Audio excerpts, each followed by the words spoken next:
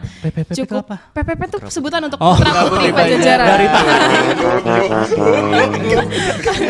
Ya udah seadanya aja, mungkin bisa bilang berantakan, gak mandi gitu dan lain sebagainya. Tapi kalau setelah Putra putri Pajajaran membuat seorang mahasiswa jadi mandi. sebelumnya, gitu. Setelah itu salah satu itu ya. Putra pelajaran bikin orang jadi mandi. mandi. Ya. Ini jadi Oh, judul bener, kita. berat gitu. Oh, oke. Dibanding hidup lo beratnya mana?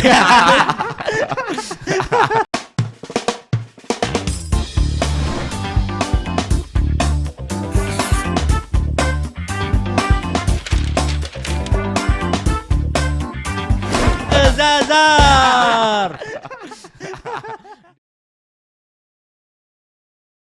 Halo, selamat datang di Kezazar. Wih, tepuk tangan, Episode 1. Ya, hari ini kita punya dua tamu spesial. Ya. Bukan sembarang bukan sembarang mahasiswa, Tapi mereka berdua adalah putra putri Pajajaran. Pajajaran.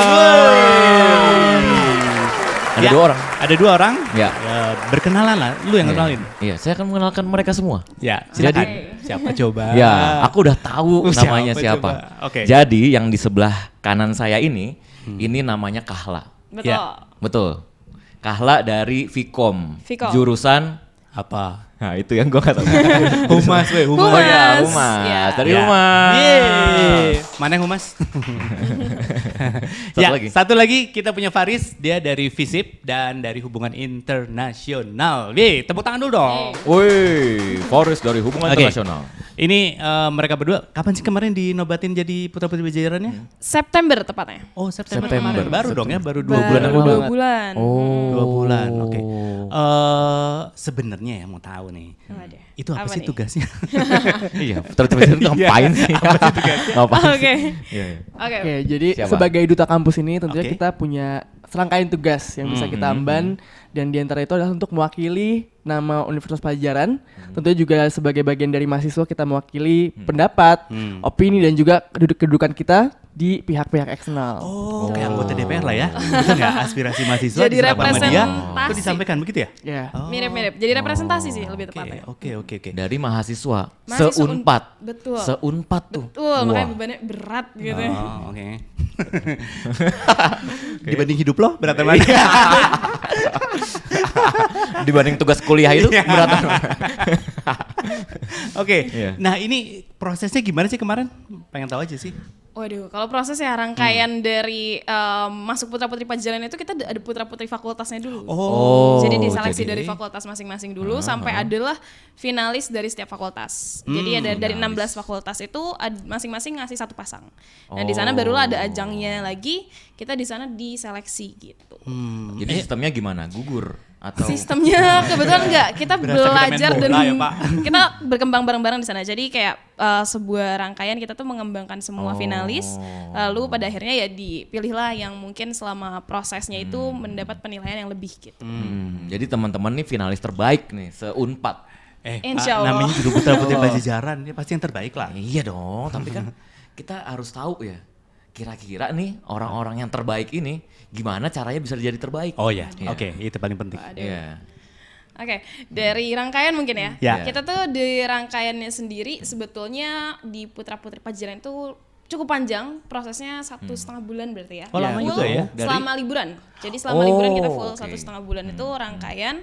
Dimulai dari technical meeting, lalu langsung dibuka dengan opening ceremony waktu itu. Kita pertama kali dikenalkan ke seluruh Unpad.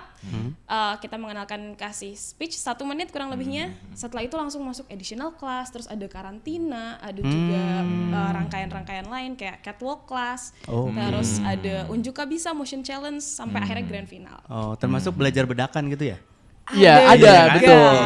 Benar. Nah, itu mungkin kelasnya kita sebut sebagai ini ya, beauty class ya. Beauty class. Ada untuk yang laki-laki itu namanya grooming. Grooming. Kalau Betul. untuk perempuan beauty class. Oke, kayak kucing ya. Iya, di grooming. Di grooming. Terus gimana? Selama sampoan. Disampon. Itu berarti prosesnya kan melalui beberapa tahapan tadi ya. Betul. Itu tiap minggu gitu atau gimana? Kalau selama rangkaian itu sebetulnya selama liburan itu hampir tiap hari, bahkan kayak jeda kosongnya tuh paling 2-3 hari kita kosong, lanjut lagi karena waktu itu lagi libur sih ya, jadi rangkaiannya padat. Kalau sudah masuk kuliah itu 1 minggu cuman 2-3 kali aja gitu. Apa sih yang paling menantang di Putra Putri Pajajaran? Aduh, kalau Yang Faris paling gimana? menantang bagi aku ya, mungkin karena dia itu menuntut kita untuk menguasai 3 aspek nilai Apa aja? sebagai Apa duta kampus gitu. Yang pertama ada brain. Brain. Nah, brain di sini kita dituntut Oke. untuk Harus punya otak. paham, ya. Harus. punya otak.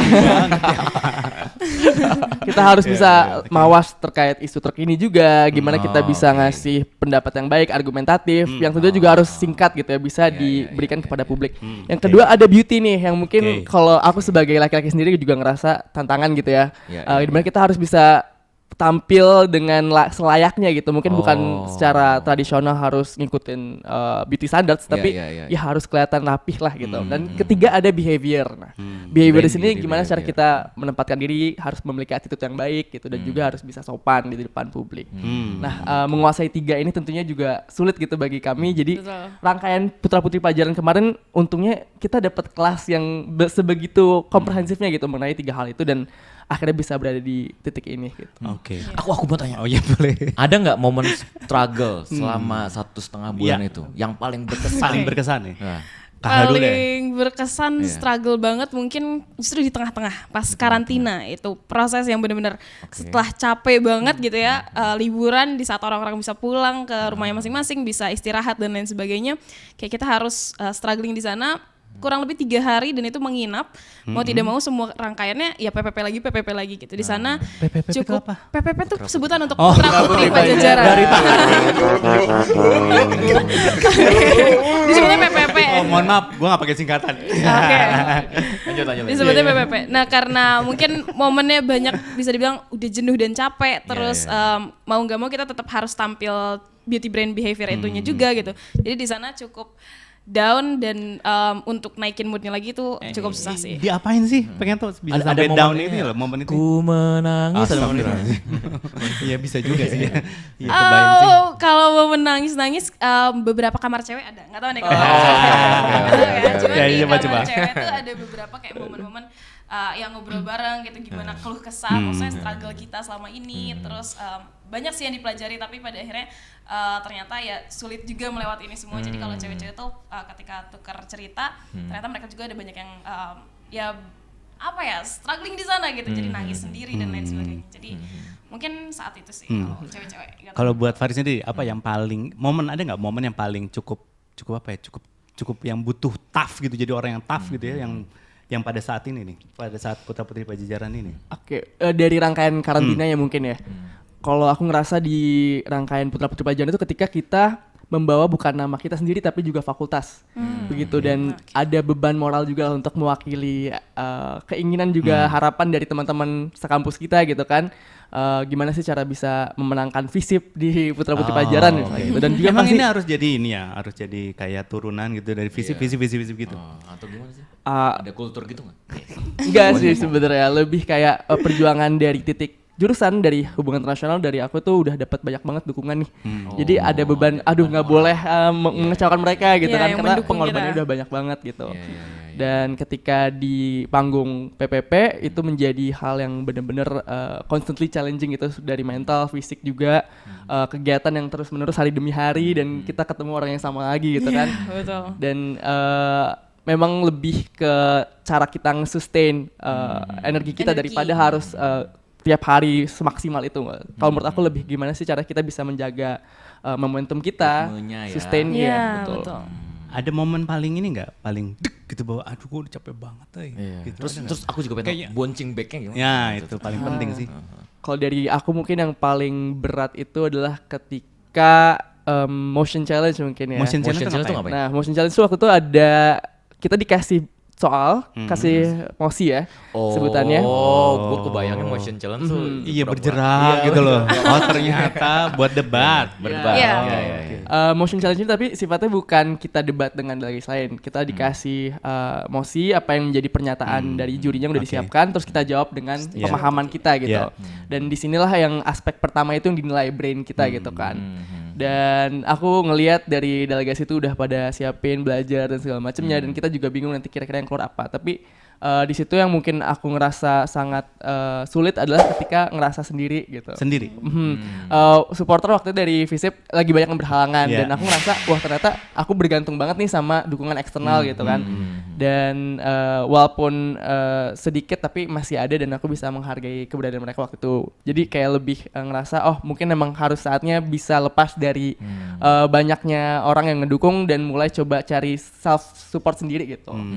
Waktu itu apa yang dilakukan? Nah, dari aku mungkin lebih ngasih afirmasi positif aja sih ke diri sendiri, dan kayak oke harus percaya diri. Contoh. Ya, oke. Mungkin kayak yang tipikal yang kita Iya, ngeliat iya, di iya, ini iya. kali ya, di Instagram kayak kamu itu cukup. Itu udah belajar sampai sini, ayo Oke, kasih yang terbaik gitu. Oh, jadi itu yang jadi Keren. jadi apa ya, penguatnya gitu ya. Iya. Oke. Kala dan- gitu juga nggak? Kalau aku kebetulan sama posisinya kayak Visi waktu Motion Challenge juga, supporter Vcom-nya lagi nggak ada. Jadi saat itu kalau aku sama partner lebih sama Putra Vcom-nya juga, kita ngobrol berdua dan kayak kita udah nggak ngejar title apapun, kita di sini belajar gitu, dan ya udah lebih ke nggak mau mendorong diri terlalu over gitu, karena sampai itu udah Motion Challenge tuh udah menjelang akhir. Jadi memang udah momen-momen udah kayak Udah udah energinya cukup tuh udah, gitu gitu kayak, ya. oke udah cukup sampai di sini, kita kasih yang bisa kita kasih aja gitu sih. Oke. Nggak, itu kebayangnya adalah kan itu 3 hari ya. Yang fisiknya apa ya? Suruh lari gitu? Atau Ada apa sih, sih? kalau karantina ada. Ada karantina. Terus ada apa lagi? Kalau dari fisik mungkin lebih ke jadwal tidur kali ya. Oh, jadwal tidur gimana? Iya, nah kita tuh pasti tiap harinya kan, kalau khususnya pas karantina ya, ada hal yang kita lakuin. Agenda itu misalnya ada makrabnya juga, dan seharian tuh kita juga full kelas juga kan dari pematerian putra-putri Pajajaran. Dan ada juga di samping itu penugasannya juga, misalnya kita bikin konten mengenai SDGs di Unpad, mengenai kekerasan seksual, dan hal itu juga mengambil waktu yang cukup banyak gitu kan, dari persiapannya sampai dengan proses publikasi kayak Iya. sosial media kita juga gitu. Bahaya. Nah, jadi kalau dari fisik mungkin lebih ke tadi ya, gimana cara kita bisa maintain tidur yang cukup tapi harus bangun di pagi banget gitu untuk persiapan di kelas berikutnya. Bel, kalau Kahla tuh yang tentang kekerasan seksual ya itunya? Isunya, Isunya, yang- betul. Betul, karena secara keseluruhan sebenarnya PPP juga memang sedang fokusnya itunya ke ya. sana gitu. Jadi, Apa dalam arti bahwa adakah pengalaman untuk ya tadi kan mengkampanyekan itu kan? Iya. Ada nggak? Itu dasar dari apa gitu? kalau aku pribadi sebetulnya akhir tahun kemarin sempat Iya. jadi sutradara di Home Theater Vcom. Oke. Oke. Di sana juga memang kita membawakan kasus kekerasan seksual gitu. Oh. Jadi memang sudah triggernya dari sana untuk terus aku coba bawain terus, karena mungkin memang kalau aku mulai dari lingkup pertemanan terdekat dulu saat itu, memang ternyata ya banyak korban di sana, di lingkungan sekitar aku gitu, yang terdekat pun banyak korban di sana dan tidak memandang gender gitu. Bahkan karena saat itu aku butuh riset, jadi aku memang bertanya gitu, secara sengaja bertanya, dan aku kaget sendiri gitu. Ketika aku secara sengaja bertanya, aku membuka untuk teman-teman bercerita, ternyata terbuka segala bukan mungkin yang kita ketahui banyaknya di perempuan, ternyata di teman-temanku Laki sendiri juga? laki-laki banyak juga. korban. Iya kayak gunung meletus jadinya. Ya. Dibiarin Iya, aja iya, atau iya. wah. Betul. Nah, mungkin karena dari sana sih sebetulnya. Oke. Kalau Faris apa ya? Kalau nggak salah kaitannya kan kalau dia kekerasan seksual ya. Kalau dari aku mungkin advokasinya lebih mengarah ke kepedulian sosial dan lingkungan juga. Oke. Ini mungkin sejalan dengan jati diri ya. Wah. Iya. Gimana? Gimana? Tapi waktu itu aku juga belum terlalu familiar sebenarnya dengan konsep jati diri. Untuk advokasi aku sendiri itu di bawah hashtag Leave No One Behind. Jadi aku Oke. percaya bahwa sebuah progres itu meaningless kalau misalnya kita itu bahkan meninggalkan satu orang aja. Dan di sini aku coba untuk mengangkat isu mengenai orang-orang yang emang termarginalkan nih, biasanya termarginalkan di lingkungan Unpad. Iya. Nah, di situ aku mulai untuk mendekati sivitas akademika kayak petugas keamanan. Terus aku juga coba berbincang dengan pramukantor ya, atau misalnya kita lebih kenal dengan office boy dan office girl gitu. Apa sih yang menjadi keresahan mereka dan gimana tanggapan mereka tentang perilaku mahasiswa selama ini terhadap mereka gitu. Nah, di samping itu juga aku coba engage sama yang ada di kantin gitu, penjual. Adakah kendala selama transisi dari pandemi ke sini gitu kan? Gimana relasi dengan dekanat, gimana relasi dengan kampus atau juga dengan mahasiswa. Jadi kayak mencoba untuk mendengarkan suara mereka dan pada akhirnya juga memberikan suara mereka itu kepada Kema Unpad gitu. Apa sih yang bisa kita bantu untuk mereka? Apa sih yang harus kita bisa berikan pemahaman dari mereka gitu ya? Dan pada akhirnya akan memberikan harmonisasi lah hubungan Wah, antara kampus, Voicing the mahasiswa, voiceless. ya voicing the Wah. voiceless. Ada ini menginisiasi suatu kegiatan nggak waktu itu Faris untuk yang tadi udah dapat infonya kan udah dapat banyak tuh, terus akhirnya menginisiasi sesuatu nggak? Kalau dari aku lebih menginisiasi untuk sesama cerita aja sih di sosial media. Jadi aku Yeah. coba untuk ngasih question box itu ya. Kira-kira cerita dari fakultas lain gimana nih gitu, mau didengerin gitu. Dan dapat juga beberapa saran-saran dan juga masukan. Dan ternyata oh begitu ya dari fakultas lain. Karena kan waktu itu aku lingkupnya cuma di FISIP aja. Jadi untuk mencoba lebih outreach juga sebenarnya yang menjadi salah satu target aku tahun ini gitu, atau tahun depan ya. Outreach ke berbagai fakultas lainnya untuk mendengarkan suara. Wih, Keren. Tepuk tangan dulu. Tepuk tangan semuanya. Ayo. Good. Gila bener ya, bener. Iya ya, Dua-duanya. perjuangan putra-putri Pajajaran. Keren. Dia maksudnya bukan hanya sekedar putra-putri, tapi dia punya misi-misi sendiri Iya, gitu dan kan ada ya. value yang Nah. coba ditularkan ke Iya, sama teman-teman yang lain. teman-temannya, mungkin. dan itu wah bagus banget. Apa sih meaningnya putra-putri Pajajaran buat Hah? kalian berdua? Kalau buat aku sendiri sebenarnya selama proses yang awalnya aku pikirin nih, ya udah kompetisi dengan orang lain, mencari siapa putri Pajajaran, siapa putra Pajajaran, tapi ternyata justru ini kompetisinya aku dan diri aku gitu. Justru jadi kayak bagaimana aku harus menekan ego gitu, bagaimana aku mau gimana pun aku harus dorong diri untuk berani karena aku nggak ada there's no turn back gitu. Mau nggak mau aku harus melanjutkan itu. Terus banyak hal yang mau tidak mau aku tuh gak boleh egois gitu. Itu sih yang menurut aku jadi pembelajaran besar banget sih selama putra-putri Pajajaran. Buat Faris gimana, Riz? Kalau dari aku pertama awal juga ngelihatnya mungkin kayak Kahla ya, kayak putra-putri Pajajaran tuh lebih ke ya udah kompetisi dengan fakultas lain, dengan mahasiswa dari jurusan lainnya. Namun ternyata gak nyangka nih ternyata putra-putri Pajajaran tuh sepersonal itu gitu. Dan aku ngerasa dari putra-putri Pajajaran tuh benar-benar berubah gitu. It's a self-transformative journey gitu kan. Dan ngerasa bahwa pada akhirnya kompetisi terbesar kita itu adalah diri kita sendiri gitu. Dan gimana sih cara kita bisa nge-break through boundaries yang udah kita set dari diri kita untuk berkembang gitu ya. Dan gimana cara kita bisa ya pada akhirnya memberikan sebuah dampak nyata juga kepada Kema Unpad dan Unpad secara umum gitu. Oke. Ada yang berubah nggak? Maksudnya dari dulu yang sebelumnya apa, mungkin jadi apa, gimana begitu? Ini duduk juga mungkin berubah ya. Ini kita jadi tadinya begini. tadinya mungkin leha-leha gitu.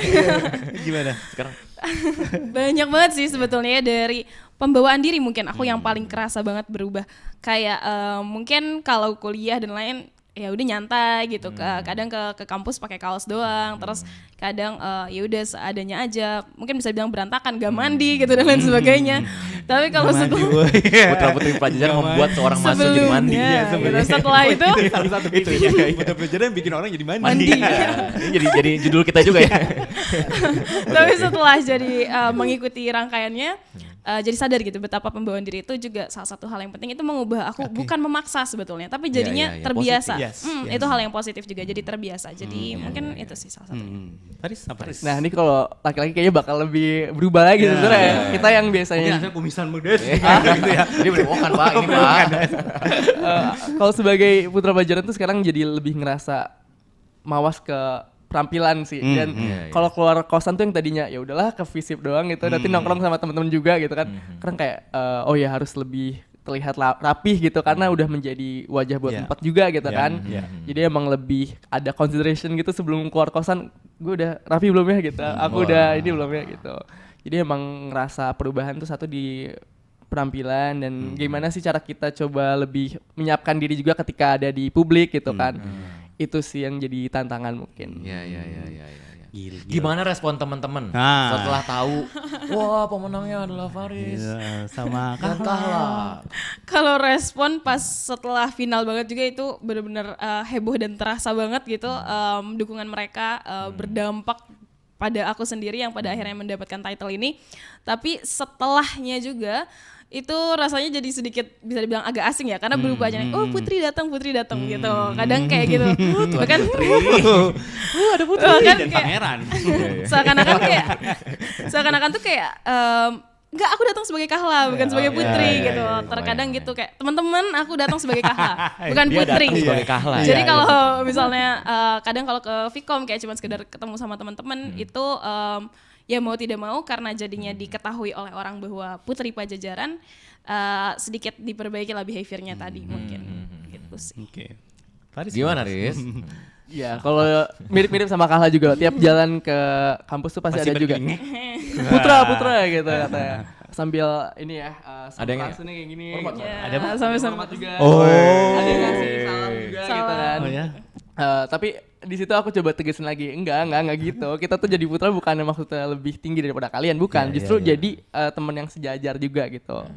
Dan nge-treatnya juga biasa aja, nggak apa-apa. Jadi bercandaan sih Jadi sebetulnya, bercandaan cuman sebenarnya sih. Candanya apa? pressure ya. Candanya apa? Candanya. Karena jadi bercandanya tuh kayak kalau misalnya kita berdiri atau duduk juga langsung kayak orang-orang tuh kayak gitu-gitu kan kayak nggak Padahal mereka selalu bilang gitu. bercanda. Kadang suka dibercandain gitu-gitu aja sih. Oke. Ya, sip. Oke, Ya. Abang, kayaknya Yes. kita sudah Ya. masuk di akhir nih. Ya. Jadi banyak banget yang ya boleh katakan banyak lah cerita dari putra-putri Pajajaran ini Ya, yang betul, yang apa ya? Kalau saya bilang sih ada sesuatu yang membuat kita bisa terinspirasi dari cerita mereka gitu sih. Iya. Dan yang pasti ya mudah-mudahan ini sukses terus di putra-putri Pajajarannya di kuliahnya juga, terus Amin. juga Amin. lulus kuliah udah bisa mencari apa yang pengen dicarinya. Amin. Ya, sesuai mencari jati Ada diri. ini nggak? Ada pesan nggak buat Ya. teman-teman yang melihat ini? Oke, boleh dari Kala dulu mungkin. Ya. Mungkin sama sih untuk teman-teman semua. Mungkin kita belajar di mana aja, bukan di putra-putri Pajajaran doang. Tapi apapun yang kita pelajari dimanapun itu, jangan dijadiin suatu paksaan gitu. Karena dimanapun tempat kita untuk belajar, bahkan di kelas, di kuliah, itu tuh akan terasa perubahannya ke diri kita ketika kita sudah terbiasa gitu. Jadi nikmatin semua proses belajar, mungkin terasa capek tapi nggak apa-apa karena itu secara tidak langsung itu akan mengubah kita sedikit demi sedikit. Itu aja sih. Tepuk tangan dong. Satu lagi belum Pak. Iris. Kayak melengkapi dari Kahla juga ya, bahwa hidup itu adalah sebuah lifelong journey di mana teman-teman pasti bakal tetap belajar terus-menerus dan nggak ada end goal yang jelas mungkin kadang ya kita lihat di kehidupan itu. Tapi bukan berarti bahwa hidup tuh nggak ada tujuan juga gitu. Mungkin fokus ke sekarang aja apa yang bisa teman-teman lakuin, bisa teman-teman kontrol dan coba menjadi versi yang lebih baik dari kemarin gitu di hari ini. Itu aja cukup kok. Ada tisu.